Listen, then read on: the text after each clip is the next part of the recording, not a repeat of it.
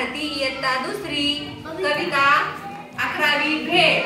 आज आपण ही कविता म्हणणार आहोत। भेट कशी बनवायची ते आपण आता शिकलो की नाही? ती त्याच्यावरच आधारित ही कविता आहे। म्हणा बरं